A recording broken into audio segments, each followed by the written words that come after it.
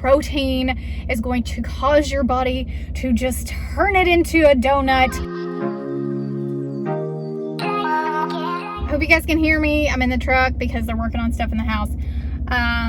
This video is to address the keto confusion. So at this time, there is a ton of conflicting information out there. It's got everybody worked up. It's got everybody frustrated. It's got everybody confused. And I want to give my opinion on it, kind of simplify things for you. And disagree with me, I don't care. So the main confusion here is the fat protein thing, right? Okay. There's so many people saying so many different things. So here's what's funny to me is that protein and fat individually, depending on who you're listening to, have become the bad guy. So if you're listening to whoever, fat is the bad guy. If you're listening to whoever, protein is going to cause your body to just turn it into a donut, and you're going to just go back to the way that you were when you were actually eating donuts. There's just extreme verbiage out there concerning fat and protein. So let me put this into perspective for you. Both sides of this coin, right, still agree that carbs are bad, all right? And neither one of them are saying go back to eating carbs. So you can stick to the carbs being bad. Don't eat carbs, don't eat sugar, don't eat grains, don't eat seed oils. The clean keto, optimal health keto rules still apply. I think most of us who are on the keto train can agree that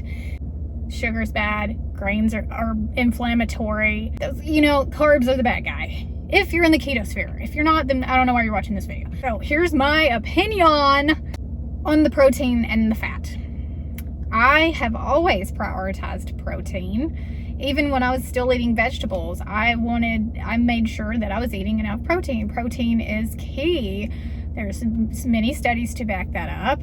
Protein is what builds muscle. It is what helps with all the different body composition things. You need the protein, right? Protein's important. I think protein should be prioritized, but I don't think fat is the bad guy. I think that it's a tool. I think that it's a lever. That's what I have used, and it's worked for me. There's arguments on how much protein you need, and depending on who you talk to, it changes. So for some people, high protein is a percentage, and so for some people, it's a certain amount of grams per kilogram of weight, and it just depends, right? But for the most part, via evidence, an increase in protein is a good thing. And then there's the fat, okay? And fat has become a bad guy, because if you eat too much fat, then you're not doing it right. And then there's the old way of thinking. Well, it's not old way. Traditional keto is high fat, very high fat. And so then there's these other people who are still eating high fat, who are prioritizing fat. And if you don't eat fat, then you're not in ketosis. And if you're eating too much protein, then you're not even in ketosis. Doesn't matter if you have ketones in your body. It doesn't matter that my A1C is 4.8. It doesn't matter. I'm eating too much protein. There's all these conflicting arguments. All this to say, at the end of the day, is the way you're doing keto working? Is it working for you? Are you off your medications? Did your A1C come down? Did you lose weight? Did you put your autoimmune disease in remission? Who has two thumbs and did that? Did you get pregnant? Did your PCOS go away? Are your periods regular? Are you having no more PMDD? Whatever your goal was to begin with, is the way you're doing it working? Then forget all this mess. Just forget it. And I'm not saying ignore new research. I think new research is important, and we're learning new things every single day. If how you are doing keto is not working for you, if you didn't lose weight, if you gained weight, if you have had an increase in your blood sugars, if your A1C went up instead of down, if your triglycerides went up, then that's when these things do start to matter. Just like ingredients in keto products start to matter when it comes to health optimization keto, as opposed to just weight loss keto. So if what you're doing is not working, then maybe you're a person who needs more protein and less fat. Or maybe you're a person who needs more fat with their protein. If it's not working, then you do need to change something. But does it mean this is the way you need to change it, or this is the way that you need to change it? It depends. It depends on your goals, your body, your age, your metabolic health, all of those things, epigenetics. So many things come into account. Across the board, you can't just say protein is gonna turn into a donut. Like, you can't freaking say that, okay? I've been eating meat-heavy protein for 3 years now. My A1C is 4.8. I don't chase ketones because that is not a priority in my life. My priority are my lab markers. So my thyroid panel being normal, which it is. My antibodies being low, which they are.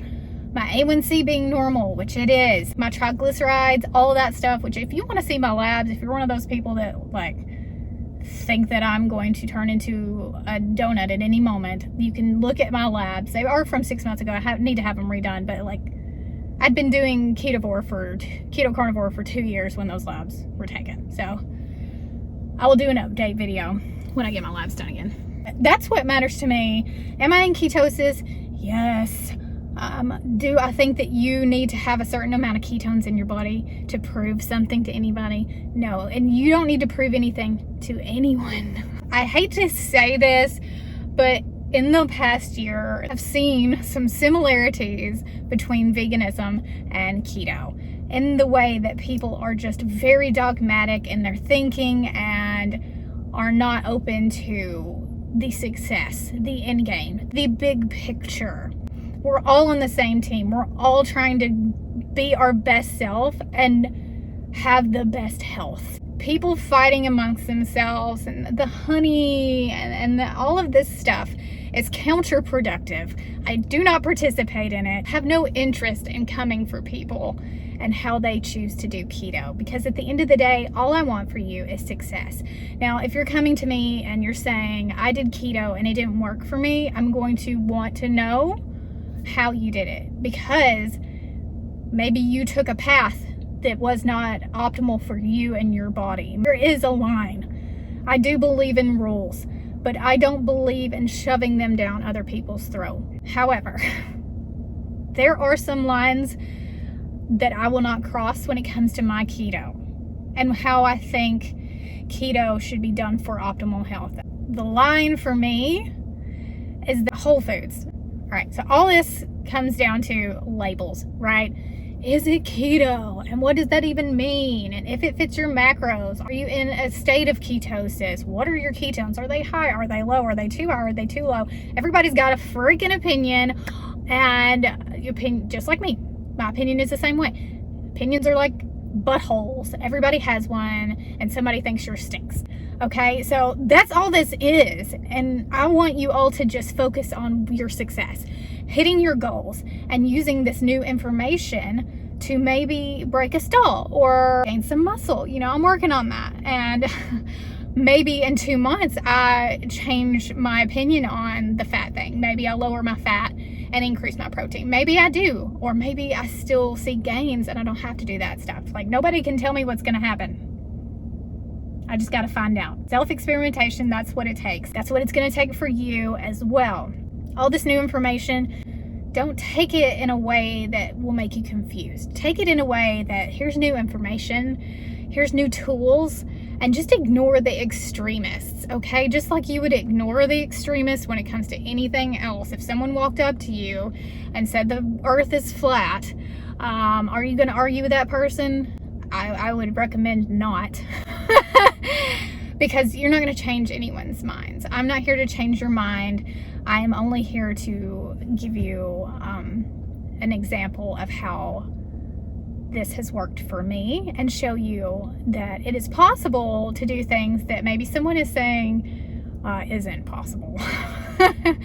Like not eating carbs and still having a functioning thyroid and an excellent thyroid labs. I just want you all to take a deep breath, relax, because like I said, at the end of the day, this is all about you, your health goals, and what is working for you. And for every person saying that fat made them stall, there's someone saying that the increase in fat helped them lose weight. Same for protein. Anyways, I feel like maybe I might need to help talk some of you off a ledge with some of this stuff, because it's all mostly opinions and anecdotal research, and different ways work for different people, and that's the lesson here. All right, like, this is not all black and white. It's a lot of gray. Hope this was either entertaining or informative. If it was, make sure you hit that thumb button. Leave me a comment and tell me what do you think about all this and what worked for you. And I just want to know how you guys feel about it. And do you even want to be keto anymore? Do you want to label yourself that? Because honestly, it's getting to the point where I don't even want to say I'm keto. Anyways, thanks for watching, and I'll see you in the next one. Love you, man.